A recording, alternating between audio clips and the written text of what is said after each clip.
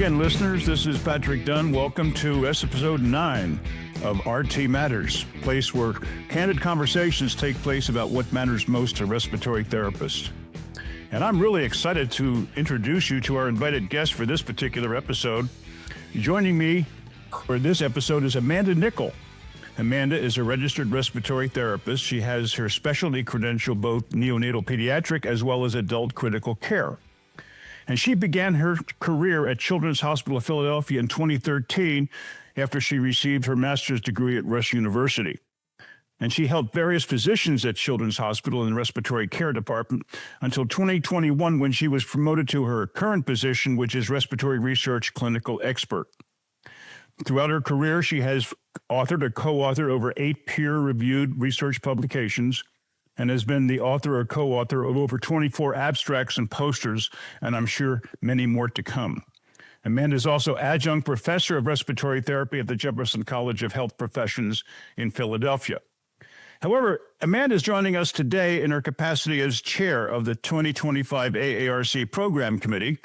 And what we're going to do is basically go over what the Congress is going to look like this year that's being held in early December. But before we go any further, I want to be the first one to congratulate you, Amanda, on the fact that you are going to be one of the 32 2025 inductees as a fellow of the AARC. A tremendous honor, and we're so glad to have you on our program. Welcome to RTMatters. Thank you. Thank you so much for having me. Oh, yes. Well, that fellow of the AARC is a distinguished award. It means that you basically have given your heart and soul, which you have done, to our profession and to the AARC. Well, Amanda, before we begin, one of the features of RTMatters is to have our invited guests kind of just briefly recount for our listeners the provocative question. When you first found out about respiratory therapy, did it find you or did you find respiratory therapy? And just kind of give us a little background about where you were in your life when you decided to become a respiratory therapist. Yeah, absolutely. I think that's a really funny question because, and obviously you're asking it for a reason, because I think that for a majority of us, it seems like respiratory therapy sort of finds us. I'm definitely one of those people. I have my bachelor's degree in biology and chemistry. And when I was finished or, towards the end of my baccalaureate education, I had in mind that I was, going to potentially go to PA school, possibly medical school. And I began the process of gaining some healthcare experience. I did phlebotomy for a few years, just basically tried to get some healthcare hours in and begin applying for what, the next stage of my career. And it was when I applied to Rush University for their physician assistant program that at the time, there were very few seats in PA programs throughout the country, and they weren't able to consider my application for the PA program, but they had asked whether or not I wanted to be considered for some of their new master's programs that they had developed. And I knew that I wanted to be in patient care and be patient facing. And so respiratory therapy made sense. And so I interviewed and, I was offered a spot, and I'm very, very pleased with the decision I made. I would never change it for anything. I think that the way that I was trained, we were really taught to be physician extenders. And so I feel like my background has prepared me to be an expert in cardiopulmonary. It's funny you say that. We interviewed Brian Walsh last week. University of Texas in Galveston, and he also opened up a program very much like what you went into at Rush for college graduates who have a life science or some type of physical science, no healthcare experience, but maybe thinking about pre-med or, like in your case, physician assistant, and then finding out those seats are pretty rare, and then all of a sudden finding respiratory. So you've already have your bachelor's degree. Now you're going to become a respiratory therapist and you already have the skill set. So I'm sure it was a great transition for you. And I'm sure you did very well when you were at Rush. And by looking at your career at Children's, you've also done very well. Well, anyway, let's get on with our program today, which is talking about the 71st AARC Congress, International Congress, going to be held in early December. And you, as chair of the program committee, and your colleagues put together a very formidable program. And we just want to go through and have our listeners understand this is something they really want to think about attending. Let's start with the location, the Valley of the Sun. Tell us a little bit about the location that you was selected. Yeah, so we are choosing Phoenix this year. We wanted to be able to have a few meetings back towards the West Coast because lately a lot of our meetings have been more East Coast, and we've been hearing from our membership that everybody out on the West Coast really wants a meeting out in their neck of the woods. So we're very thrilled to be in the Southwest U.S. Phoenix is the capital. It's the biggest city in Arizona. The weather is phenomenal. It's very warm still in December during the days, although nighttime can get a little bit chilly. Right. Now, they're not going to have that 100-degree weather that we see in the summertime in the winter and the fall. That's for sure. Yes, yes. But it will get chilly at nighttime. Yep. Very excited. It should be a beautiful venue to visit this time of year for sure. Yeah. We tell people if they're going into Phoenix, just don't be deceived by the 60-degree weather, 70-degree weather. At nighttime, it chills down. So pack layers of clothing so when you go out in the evening, you'll be able to be comfortable. Now, how about getting there? What about their airport facilities for air travel? Yeah, so you can fly into the Sky Harbor Airport in Phoenix. It's a very, modern state-of-the-art international airport. There are several airlines, 24 of them actually, that offer nonstop flights to 120 different domestic and 24 international destinations. There's also plenty of ground transport options available, rental cars, taxi, rideshare options. Downtown Phoenix is about 5 miles from the airport. And so it sounds like cab fare is about $20 to get to and from the airport. And of course, people can buddy up and, share that cost going from the airport. And it's not a long, like you said, I think the amount is fixed by the Convention Bureau. Tell us a little bit about the Convention Center, where the actual Congress is going to be held. Yeah, so the Phoenix Convention Center is a beautiful, world-renowned convention and exhibition facility. It's actually located at 100 North 3rd Street in downtown Phoenix. The Congress will be on level 3 in the North Building, and it's a very walkable venue. So we're looking forward to that, especially with how beautiful the weather should hopefully be in December. Yeah, there are several major hotels within walking distance, primarily the Hyatt, the Regency, the Sheraton, and the Renaissance. The Sheraton Phoenix downtown will be the AARC headquarters hotel, and that's probably, no more than 10, 15-minute walk to the convention center back and forth. So it really is going to be very convenient. Now, there are also other smaller hotels, and at the end of this program, we'll give the website location where you can actually get some assistance in selecting your housing options while you're attending. Now, how about last year in 2024? What was our attendance like? Because that's kind of be a bellwether for what you're looking for this particular year. Absolutely. We had over 3,300 respiratory therapists and other pulmonary and critical care specialists that attended Congress in 2024. We're really expecting an equal or higher number this year. We are already on track to be higher than our attendance in Orlando. So we're hoping to keep on that trajectory and use that momentum. Most of these attendees are domestic. What about our international respiratory therapists? And we'll talk more about that in a little bit. Yeah, so we had attendees from over 32 countries outside the United States, which really is fantastic because it makes a very collaborative international audience and, sharing expertise from all over the world. It really shows the globalization of respiratory care based upon the U.S. model, which I think is a very nice testament to what other countries and healthcare providers think about our particular way we provide respiratory care. What about our international fellows? We have 4 international fellows, and that's different than what we talked about for you. These are individuals who apply to come to the U.S. for 2 weeks prior to the Congress, and they spend 1 week in each location as hosted by respiratory therapists to observe how we provide respiratory therapy in the States. And then they wind up coming up to the convention, to the Congress, and get acknowledged and accepted. And I think 4 of those international fellows this year, we have one from Colombia, Ethiopia, Ghana, and Guyana. And that's really exciting to have these international fellows because then they take what they observe back to their facilities, back to their countries, and that's how respiratory care internationally gets started. Absolutely. It helps with the growth and, the understanding of what our capacity is as a profession in the US. Right.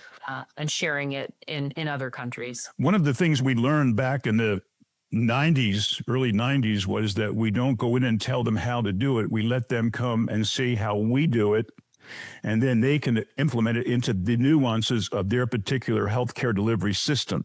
So it's a much different approach, and it has been very, very successful. And we'll talk about the International Council in a little bit.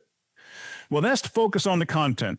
I mean, you guys did a fantastic job. I'm sure you met for days and days on end, in person, and probably a lot of time online. And you had virtually speakers from internationally recognized content experts. Let's start today with the first day, which is the 6th of December. We have the president's welcome address by Dana Evans, who is the current AARC president. After Dana, we have the keynote address, and it's Humor and Humanity Medicine by Dr. William Flannery. He's an ophthalmologist. What is an ophthalmologist doing giving a keynote address to respiratory therapists? So if anyone is active on social media, you may have seen Dr. Will Flannery. He has, an alter ego. He goes as Dr. Glaucomflecken. That is his satirical parody name for himself. And his wife, Lady Glaucomflecken, also sometimes speaks alongside him. For our keynote, we just have Dr. Will coming. But basically, he started out in his career as a physician or as an ophthalmologist and went through 2 bouts of testicular cancer. And following his cancer journey, he ended up suffering from cardiac arrest. And his wife actually performed 10 minutes of CPR. And he came out on the other side and, is very, very much alive and well. And so he and his wife really have tried to use humor and humanity in medicine to connect with, various clinicians worldwide and use their medical satire to not only entertain, but really to educate and advocate and teach us as clinicians how we can continue to be patient advocates in a very complicated healthcare. Well, there's no question humor is necessary. And I always quote a line from one of the late Jimmy Buffett's music. If we couldn't laugh, we would all go insane. So I'm glad to see that you all have that same attitude. Now, there's an awful lot of other lectures going on, but one of the things that I want to do that's close to your heart, and it's unopposed right after the last of the keynote address and the exhibit's open, we have this student speed networking. It takes place on Saturday from 11 o'clock, unopposed. And then there's nothing else going on at that time. And you're chairing that particular section. So why don't you tell us, our listeners, about that student speed networking and why it's so important and why you feel so strongly about it? Absolutely. The Student Speed Networking event, this will be our 3rd year hosting it. It's been very, very popular and well attended. Every year we do have a capacity that we can take just because of space of the room and making sure it's a valuable experience. So students, if you plan to come, please be there in advance and be in line at the doors, because when the doors open, those who are in line it's a first come, first serve. When the doors close, it's a closed event. So it's really important to be early and to be ready if you'd like to participate. But basically, it's not an event that's intended to recruit or necessarily build connections for jobs specifically. It's not a hiring event. It's really meant for students to establish contacts and learn about unique career paths within the respiratory profession. And so we bring in professionals who have been living it. We bring in people who are, pursuing careers as clinical educators, as researchers, people who are potentially RT influencers, our specialty section chairs. So It's really meant to be an opportunity for people to make connections, learn a little bit, and then have somebody to potentially reach out to. And these are interactive, so they're having discussions around the various tables based upon the content areas that you just listed. That's a great way for students to really see exactly how many career options are actually out there.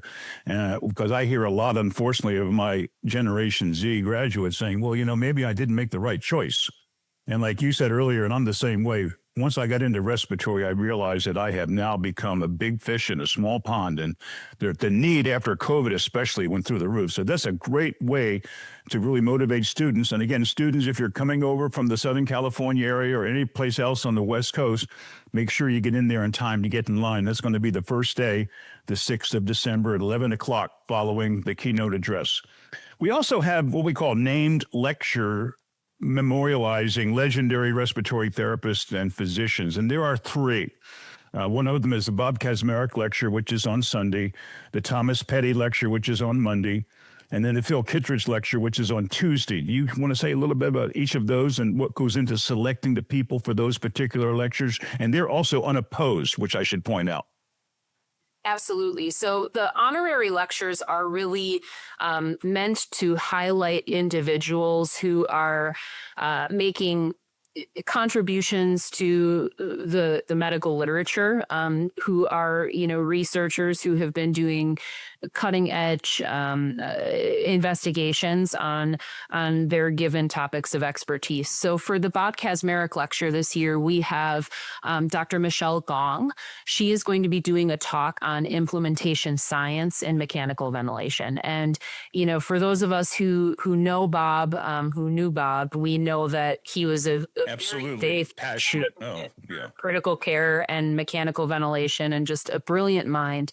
Michelle actually did a study at Mass General. So very, very neat. She's very honored to be. It's going to be very emotional for her, I would imagine, because Bob left a indelible imprint on a lot of individuals. How about the Tom Petty Lecture? Now, for those of you who are just coming in, we're not talking about the singer-songwriter. We're talking about Dr. Tom, the pulmonologist out of Denver, who I think it was 1982, published a book on pulmonary rehab for COPD patients, and people looked at him like he was crazy. And now, of course, today, in hindsight, he's a giant. Who's going to be talking about his particular contribution in chronic disease? So Michael Davis will be joining us from Indiana University. He is a respiratory therapist, PhD. He is going to be giving a talk on advancement in personalized respiratory care. And Michael Davis's research really has been very unique. And, I don't want to give too much of the lecture away. Good. Yeah, keep suspense. Keep suspense. Fantastic. Yeah, he's a very, very, very positive person in terms of how he presents, and he certainly has all the receipts to do it the proper way. And personalized care, especially with our COPD patient population with comorbid conditions, and as you mentioned earlier, being physicians extenders type people, we need to be able to do that. Now, the last one, Phil Kittredge, a little background. He was the first editor of our prestigious journal, Respiratory Care. So he's been around for a while. What is his particular guest lecture going to be? Dr. Jared Kreiner is coming. He's coming from Temple University. He is one of the leading experts in interventional management of patients with COPD. So his talk is going to be on surgical and interventional management of patients with COPD. And again, Dr. Jerry Kreiner, very well published topic, and definitely a world expert. And I'm sure he uses his respiratory therapist as part of that interventional process they have at Temple. And I've read several articles by him that really advocate for respiratory therapists to be involved in that process one way or the other. Well, it goes on. Those are the 3 named memorialized lectures, but you also have 12 2 or 3 lecture mini symposiums, 12 different mini symposiums of anywhere from 2 to 3 lectures. You also have 2 full symposiums where there'll be anywhere from 3 to 5 lectures on a particular topic. And the one that we wanted to talk about, we have 5 pro-con discussions on emerging clinical issues. Why don't you give us a little update on this pro-con idea? Absolutely. So a pro-con debate is really just that. It's a debate. And so typically the individuals who come in and do a pro con are experts in the field and are so well versed that they could honestly argue either the pro or the con. Right.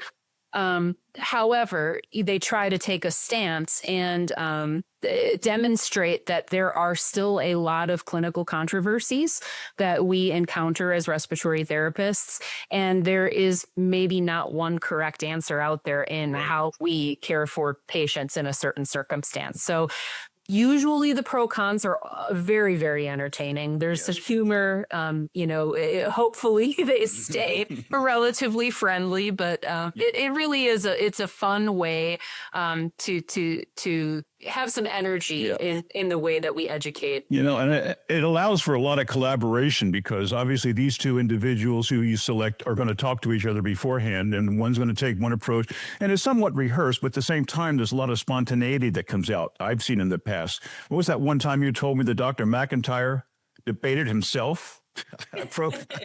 Tell us a little how that happened. That was beautiful. I wasn't in attendance, but this has kind of gone down in history. It's Dr. McIntyre debated himself, and he wore a hat, and so when he was doing the pro, he was on one side, and then he would turn and put his hat on and be the other side, and so basically shows that now he's obviously recognized worldwide for his work in mechanical ventilation and other critical care, to basically be able to debate himself on both sides of the question, which I think really shows this pro-con discussion to really be good.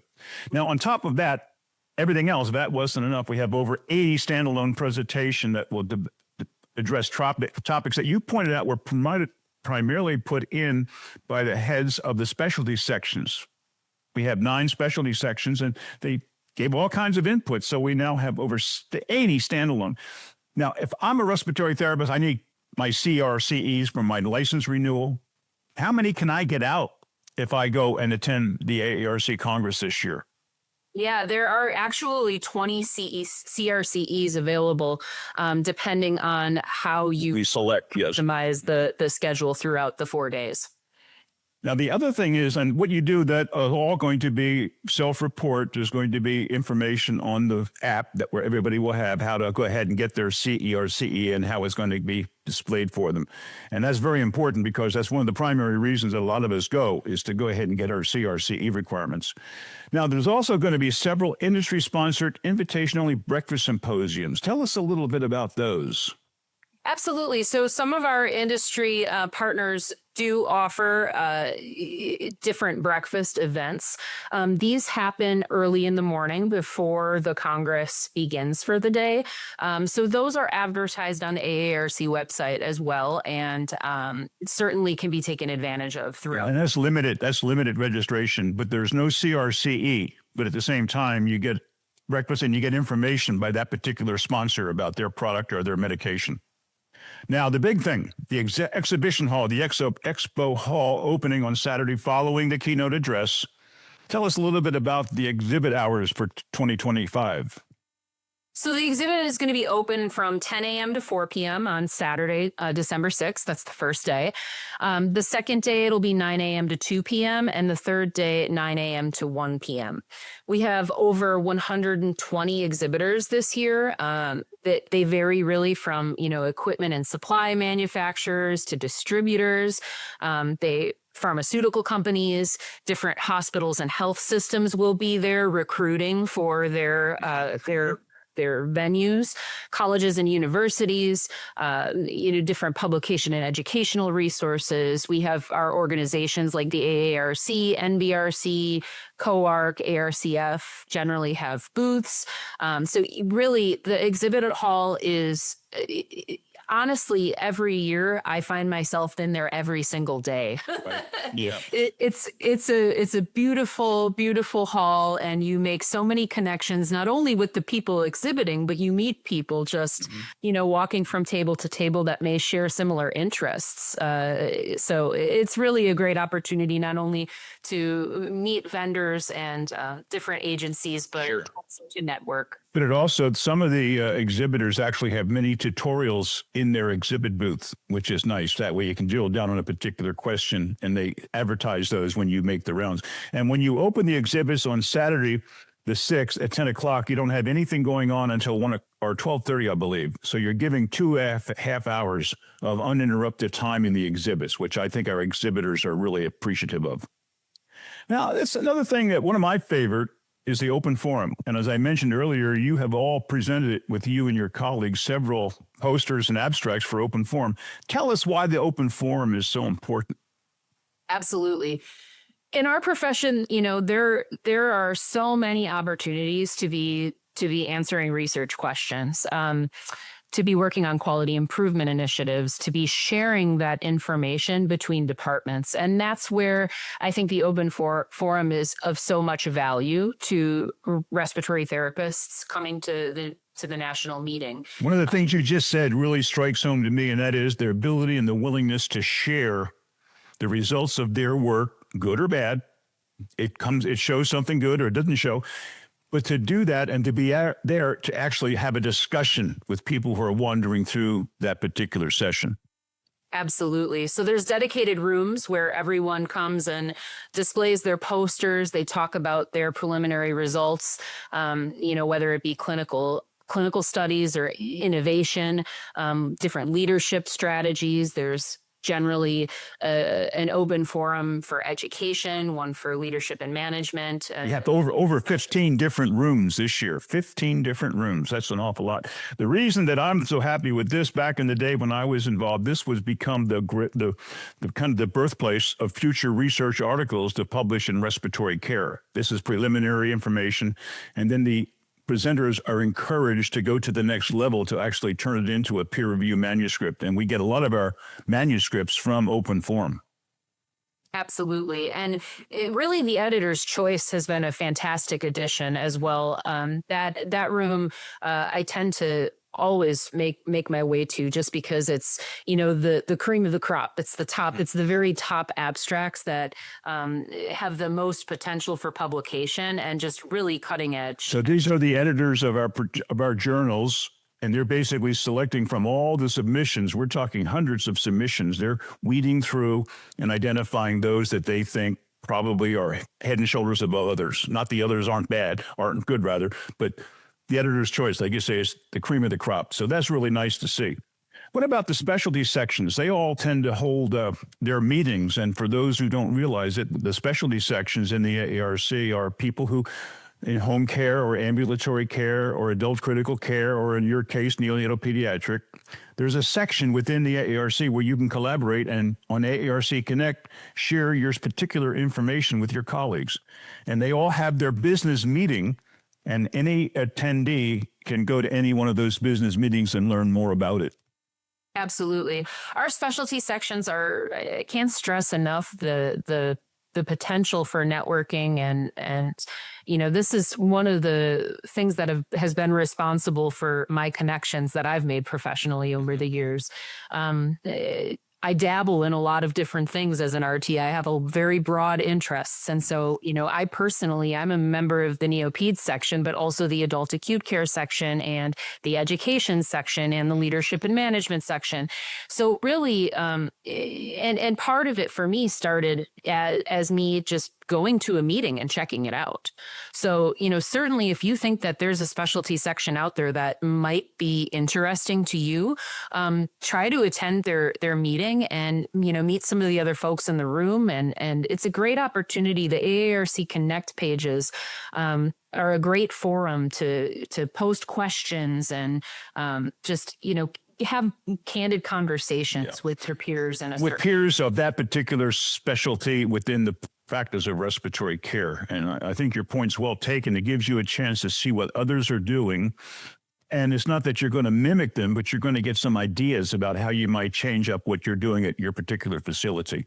And as I pointed out earlier, all facilities are different. So you take and borrow and do. And I can't tell you how much of this transparency is so good, because years ago it was, well, I'm not going to show you what we're doing. It's my secret. And now today is, we want to share and let you tell us if it's working or not.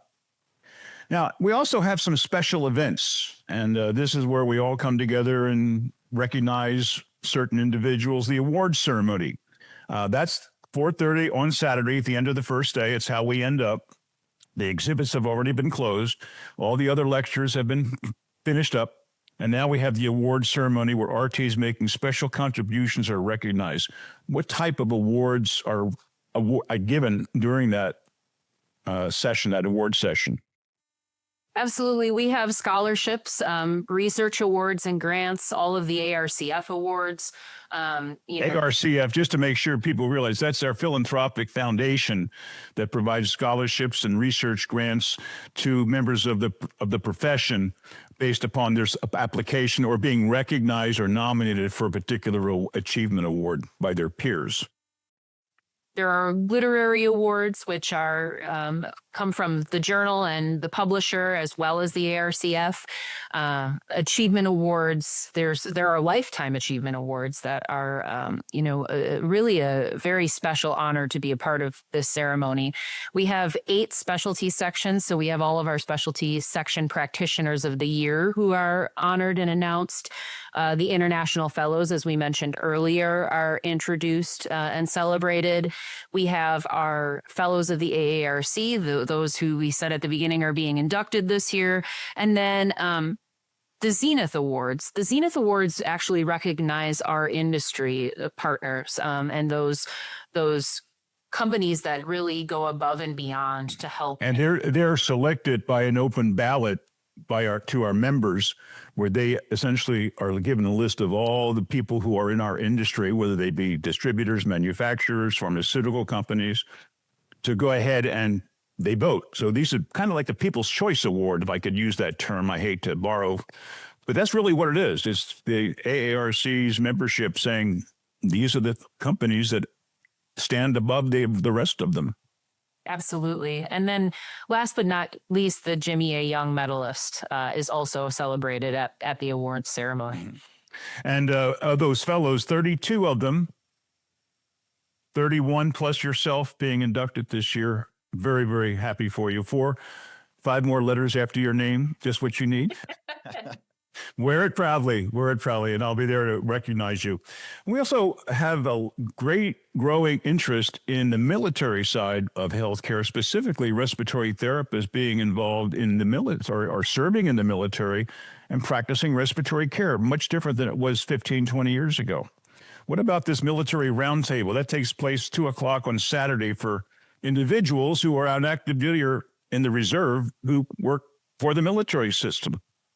Absolutely. So this is a special time set aside for those RTs who are serving in the military to meet and share, what things they are engaged in, the newest policies that impact their practice, and also, an opportunity that exists is obviously RTs going into the military space. And so we are inviting military represented respiratory therapists working in this scope also to that student networking event, because this is just so important that therapists recognize that this is an option, that, there are many, many people who are very dedicated to serving our military, but also very dedicated to respiratory care. So right. Yes, no question about it. For folks to interact and share their experiences and grow their little group of people. Right, and there's no question the demand is there. We also have it started probably 15 years ago, the flag folding ceremony, and that was when we started losing some of our respiratory therapists in the military because of their experience in combat. What is the flag folding ceremony? Why is that so important to the military and to the lay community? Yeah, so this is an AARC tradition, as you said. It's really meant to honor those respiratory therapists, who have served, who are currently serving, and those that we have lost over the years, who have dedicated their, entire lives and careers not only to respiratory care, but to this country. So the flag folding ceremony is on Sunday, December 7th. It's at 1 p.m. So please be there. Generally, there is a bagpipe entry to that, which is, it's just I get goosebumps every time I attend. It's just a very special event. It really is. And it's always nice to recognize the fact that the AARC has really collaborated very strongly with members in the military to make sure that we can share with them all the information they need to make sure that the military system, which is its own unique system, I'd say when I was a Navy corpsman, and I learned more working in the military Navy hospitals at that time than I could in a civilian hospital, because the people in the military can do so much more. So it's really nice to see that. All right. We also have, as I mentioned earlier, we have 32 different countries represented. And we don't know what it's going to be like this year because of visa issues and so forth. But we also have the International Council for Respiratory Care. And that was the entity that was formed back in the early 1990s when we recognized you don't go into another country and say, here's how you do it. You invite them to come to this country and observe what we do so they can now go back and put it into their unique healthcare delivery system. And so the Respiratory Care Council, we have 36 member countries where they're actually developing respiratory therapy based upon the U.S. model. And that meeting is going to be Sunday on the 7th of December. And it's open. There's a limited number of seats around where you can observe what's going on in the Philippines and Saudi Arabia and England and Australia. And it really is a nice way to show that this international concept that the AARC has works. You come and see what we do. And hopefully those 4 graduates that are going to be international fellows this year are going to go back and take it back to their country as well. All right, social events, what everybody wants to do at the end of the day, where you're finished with your education, made some nice friends, now we have some social events. And on Friday, there's the American Respiratory Care Foundation, which is the ARCF. They're having a fundraiser. And tell us a little bit about that fundraiser. Absolutely. So as we talked about with the different awards and recognitions and scholarships, grants, the ARCF is really our philanthropic foundation to raise money to help support respiratory therapists in their efforts to, further our clinical practice, to build evidence, and to support ultimately best care and best practice for the patients that we care for. And so the ARCF is really the only organization that's dedicated specifically to the respiratory therapy profession and helping us to advance our research endeavors. And so this fundraiser is on Friday, December 5th. This is the night prior to the And most people will be probably arriving, I would imagine, sometime on that Friday, if not late Thursday. Absolutely. So this is, it's at 6:30 p.m. on Jackson. And we, I've attended the last 2 years and I have just had a great time. There's generally some sort of, theme that goes along with it. It's very lighthearted, people, again, great networking opportunity. If you're looking to, meet other people who have similar interests and just go out and have a good time, dinner is always fantastic. And then, people generally carry on the party afterwards and head to other areas in downtown Phoenix. Now on Jackson is actually a venue. And when we give you information about the housing, you can also get information about this fundraiser and register in advance. Now, the other one that most people look forward to, well, one of two, the next one after this, is the AARC Welcome Party. And that's Saturday night at 8 o'clock. It's going to be at the Sheridan Ballroom. And tell us a little bit about that. That's really where we let our hair down, so to speak. Absolutely. The welcome party is just that. It is a party. So we, at 8 p.m., will be having the welcome party Saturday night after the first day of Congress. The welcome party is it's a very well put on event. It's just, there's always a DJ. There's always some, unexpected shenanigans that happen. I think.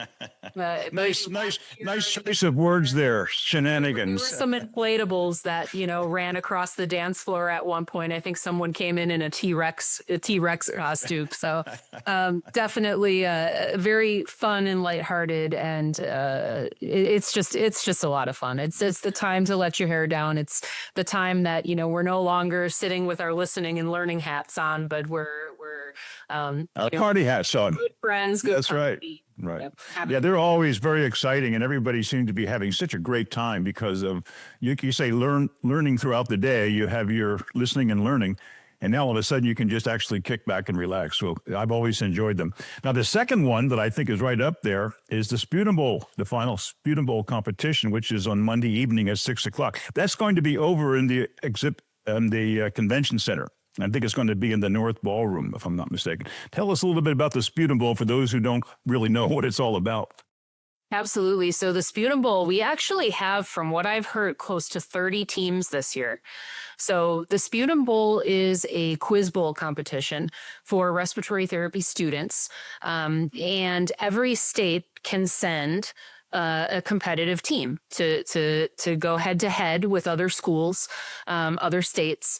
And so it's really, again, the best of the best teams, the best of the best students from various states coming to represent their state in a quiz bowl competition. And so the final night, the Sputum Bowl competition is Monday, December 7th. It's going to start at 6 p.m.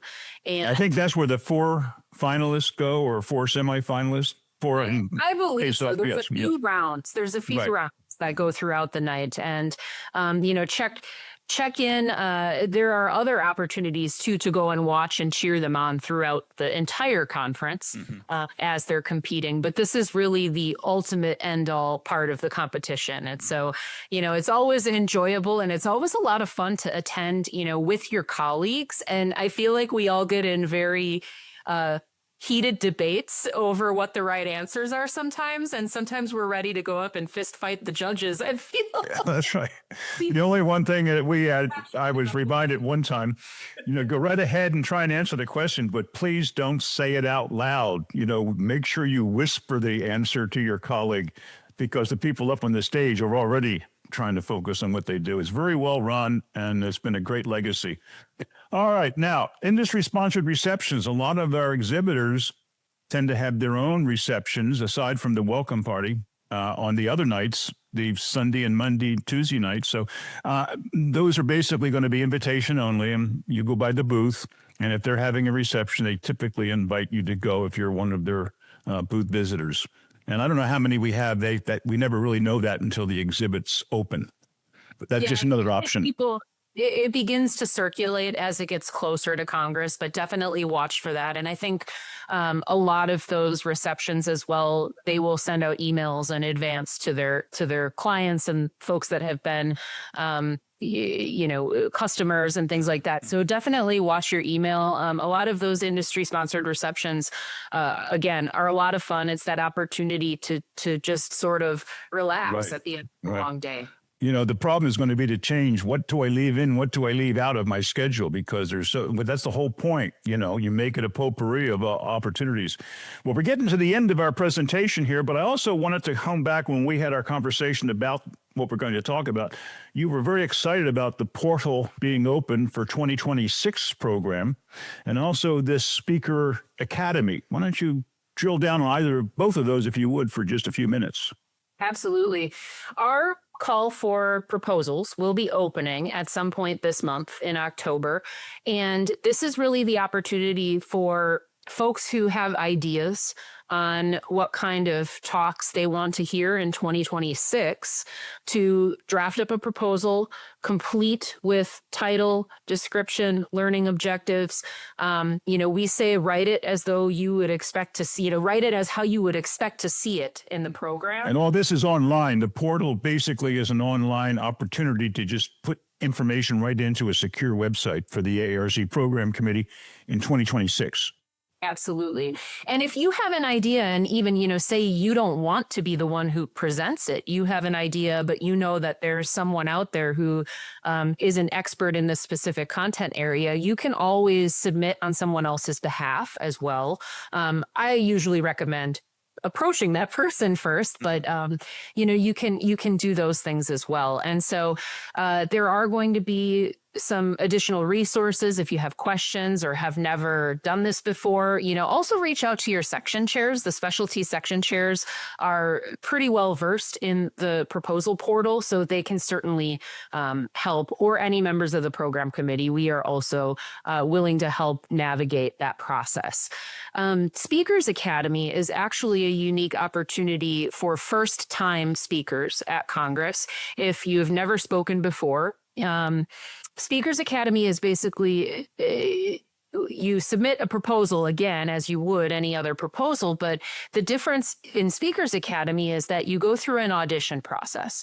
And if you are selected to audition, you give a panel of judges a little 15-minute spiel of what you think you're going to be. It's basically taking a snippet of what you would present at the national meeting and do it in front of a panel of judges. And that then from there, we select a handful to actually present at Congress.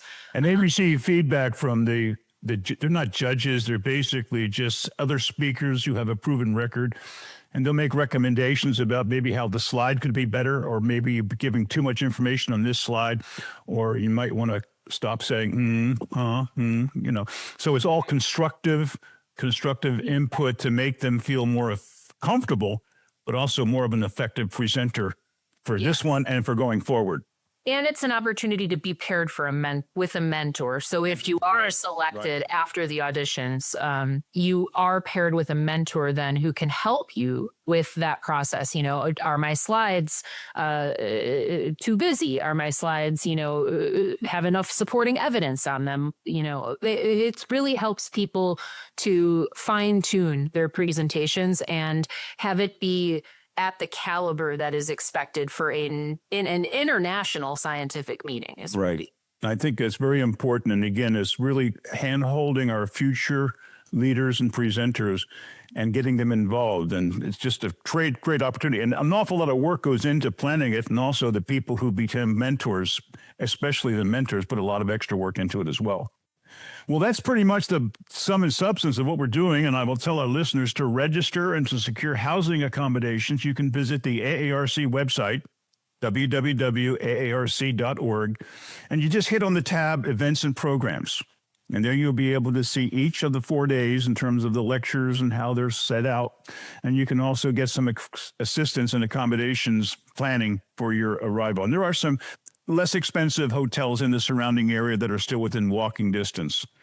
You can also, the International Congress is the premier and the largest gathering of respiratory therapists in the world. And so you're really going to be among some of the elites. So we invite you all to come over, especially now that you pointed out we're coming into the Southwest, because there's a lot of people here who might be able to drive rather than incur the cost of having to go ahead and do flies. Any last minute words, Amanda, before we summarize? The last plug I wanted to make was for our masterclass this year. If you are interested in coming out a day early, December 5th, there is going to be a masterclass on mechanical ventilation. Again, the agenda is posted on the AARC website. So if you're interested, it will be very informative. We have experts coming from all over the U.S. And that's a full day or half a day, that masterclass? Afternoon. It's an afternoon. And that's going to be on Friday the 5th. Okay. Friday morning. Attend the masterclass and then head on over to the ARCF reception. There you go. Nice way. Well, thanks very much, Amanda, for your time. That brings us to the end of this episode of RT Matters. We want to thank you again and congratulations on being inducted as a fellow of the AARC. And we also thank you, our listeners, for tuning in. Remember, we do want to hear from you, our listeners, as to what we can do to make our program a little bit better. Basically, feedback at rtmatters.com comes right to me, and we want all kinds of input one way or the other. And you can also request any additional information that you hear from this or any other episode. Now, in the meantime, go out and be the best possible respiratory therapist you can be, because our patients deserve nothing less. And all of your colleagues, these two people included on this podcast, we like you as skilled, licensed healthcare professionals, and we expect nothing less from you, because that's how we practice our profession. So until next time, be kind to yourself, to others, and remember, RTs do indeed matter. Take care, be safe. We look forward to having you back here at some point in time. See you in Phoenix. Yeah, see you in Phoenix. Absolutely.